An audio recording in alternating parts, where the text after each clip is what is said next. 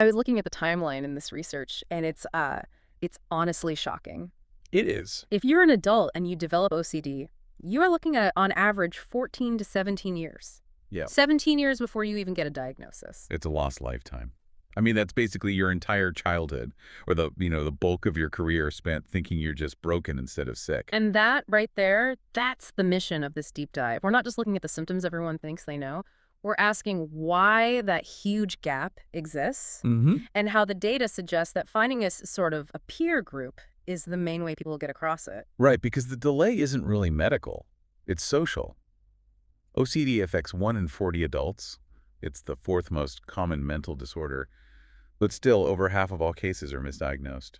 Because everyone's stuck on the tidy trope. You know, we see the hand washing, we see the neatness, but we don't see the mental loops. Exactly, and that's where people get missed. But if you look at the NOCD community data, the reality is almost all internal. Over 51% of their members deal with relationship OCD. Constantly doubting if they love their partner. If their partner loves them, it's exhausting. And another 48% struggle with perfectionism, OCD. Which, I mean, that hits so much harder than it sounds.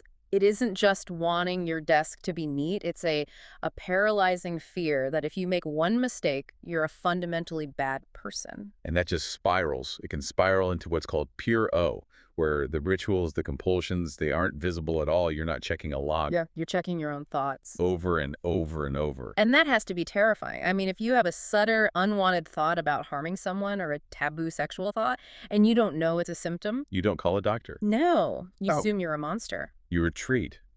You hide. Yeah. And this is why that peer support piece is so critical. It's the whole crux of the solution, really. When you finally hear someone else say, I have that exact same thought, all that shame just dissolves. You realize the thought is just a symptom. It's not your character. And that isolation, it's why the whole historical peer support idea in the research really stood out to me. It's like, if you can't find anyone around you who gets it, you can look back 500 years and find out you're not alone.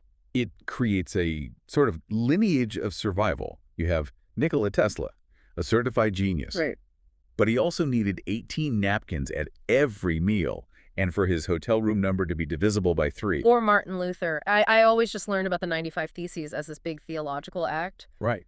but the sources suggest it was also a compulsion. He had scrupulosity, this terror of sinning, and in a way he was trying to out-logic his own anxiety about it. It completely reframes history. And seeing modern figures like Jenna Ortega or George Ezra navigate this stuff, it helps break down that idea that you can't be successful and have OCD. But we also have to be careful not to, like, universalize it too much. For sure. Because culture plays a massive role here. Yeah. The sources are clear that while OCD is global, about 1 to 2% everywhere, Yeah. the lens changes. Well, if you're in a culture with really strict religious rituals, it can be almost impossible to spot where devotion ends and the disorder begins. And that confusion leads to real suffering. There was one study on intersectionality that showed people with marginalized identities often reported, significantly higher symptom severity. They're not just dealing with the disorder. They're dealing with a lack of culturally sensitive peers who get why they feel that specific shame. The silver lining, though, is that once you finally get the diagnosis, once you bridge that gap, the treatment actually works, but it's not what people expect. No, it's not. Standard talk therapy can sometimes even make it worse. The gold standard is ERP. Exposure and response prevention. Right, which is basically retraining your brain to feel the fear without doing the ritual to fix it. You have to just sit with the anxiety until your brain learns, oh, I'm not actually in danger. And now with teletherapy, that specific help is getting way more accessible. The data shows nearly a 48% reduction in anxiety, which is huge. So the help is there. It's just that 14-year wait that we have to collapse. It's not a biology problem, not entirely. Genetics only account for maybe half the risk. The delay is a silence problem. And if you're listening, just remember that statistic. 1 in 40. You almost certainly know someone's suffering in that silence right now. And just talking about it accurately is what breaks it. So I just want to leave you with a question that came up in the Reddit discussions we reviewed.